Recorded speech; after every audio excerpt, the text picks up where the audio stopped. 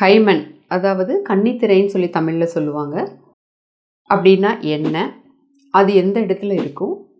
எந்தெந்த காரணங்களால் அந்த கன்னித்திரை வந்து ரப்சர் ஆகும்? என்னென்ன காரணங்களுக்காக நம்ம அதை திருப்பி ரீகன்ஸ்ட்ரக்ட் பண்ணலாம் அப்படிங்கிறத பற்றி நான் இந்த வீடியோவில் சொல்கிறேன்.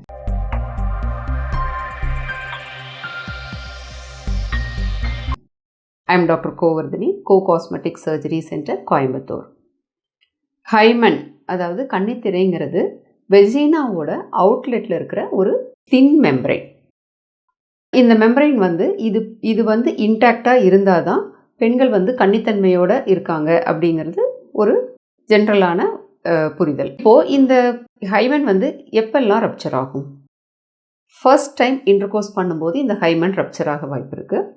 தென் விமன் வந்து ஸ்போர்ட்ஸ் விமனாக இருக்கலாம், அல்லது ஹார்ஸ் ரைடிங் பண்ணும்போது ரப்சர் ஆகலாம், அல்லது ஜிம்னாஸ்டிக் பர்சன்ஸாக இருப்பாங்க அந்த மாதிரி, இல்லை ஸ்ட்ரெனுவஸ் எக்ஸசைஸ் பண்ணும்போது கூட இந்த ஹைமன் ரப்சர் ஆகலாம்.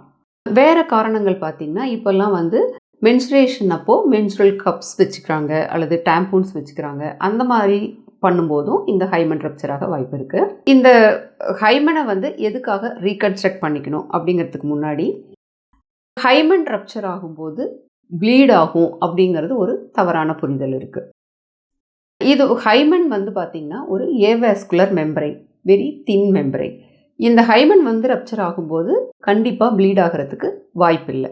தென் ஒரு சிலருக்கு ஏன் வந்து ஹைமன் ரப்சர் ஆகும்போது ப்ளீட் ஆகுது அப்படின்னா, இந்த ஃபோர்ஸ்ஃபுல் இன்டர்கோர்ஸ் பண்ணும்போது வெஜினல் மியூகோசா, சைடில் இருக்கிற வெஜினல் மியூகோசாலெல்லாம் லேசரேஷன் வரும்போது அதிலிருந்து புண்ணாகி ப்ளீட் ஆகிறது தான் வந்து நம்ம ஹைமன் ரப்சர் ஆகும்போது ப்ளீட் ஆகுது அப்படின்னு நினச்சிக்கிறாங்க.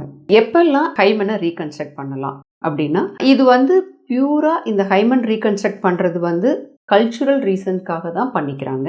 ஹைமன் ரீகன்ஸ்ட்ரக்ட் பண்ணுறதுக்கான மெடிக்கல் இண்டிகேஷன்னு எதுவும் கிடையாது. ஒரு சில லேடிஸ் பார்த்திங்கன்னா டைவர்ஸ்க்கு அப்புறம் செகண்ட் மேரேஜ் பண்ணணும்னு நினைப்பாங்க. அந்த மாதிரி பண்ணும்போது மேரேஜுக்கு முன்னாடி அவங்களுக்கு வந்து லூஸான வெஜைனாவையும் டைட் பண்ணிவிட்டு இந்த ஹைமனோபிளாஸ்டி ப்ரொசீஜரும் சேர்த்து பண்ணிக்கணும்னு நினைப்பாங்க.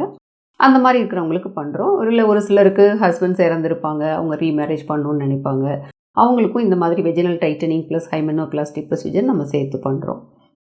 இந்த ப்ரொசீஜருக்கு பேர் வந்து ஹைமனோபிளாஸ்டி அல்லது ரீவெர்ஜினைசேஷன் சர்ஜரி அப்படின்னு சொல்லுவோம். இது வந்து டே கேர் சர்ஜரி. இந்த சர்ஜரியை லோக்கல் அனஸ்தீஷியாலையும் பண்ணலாம், அல்லது ஒரு சில சென்சிட்டிவ் விமென்க்கு பார்த்திங்கன்னா நம்ம ஐவி செடேஷன்லேயோ அல்லது ஜென்ரல் அனஸ்தீஷியா கொடுத்தோ பண்ணுறோம். எவ்வளோ நாள் முன்னாடி இந்த சர்ஜரி பண்ணணும், அதாவது மேரேஜுக்கு எவ்வளோ நாள் முன்னாடி நம்ம இந்த சர்ஜரி பிளான் பண்ணணும் அப்படின்னா, ஒரு 2 to 3 months முன்னாடி பிளான் பண்ணிக்கிறது நல்லது.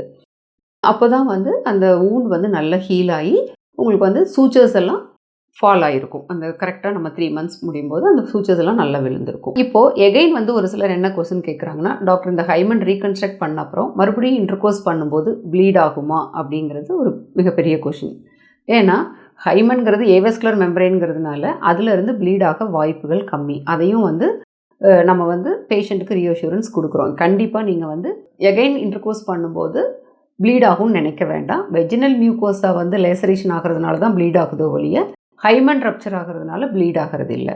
இதை வந்து பேஷண்ட்ஸ் பண்ணிக்கிறதுக்கு முன்னாடி தெளிவாக புரிஞ்சுட்டு இந்த சர்ஜரி பண்ணிக்கணும். இதை பற்றி இன்னும் மேலே உங்களுக்கு ஏதாவது டவுட்ஸ் இருந்ததுன்னா கீழே கமெண்ட் பாக்ஸில் கமெண்ட் பண்ணுங்கள், நான் உங்களுக்கு ஆன்சர் பண்ணுறேன். Thank you all.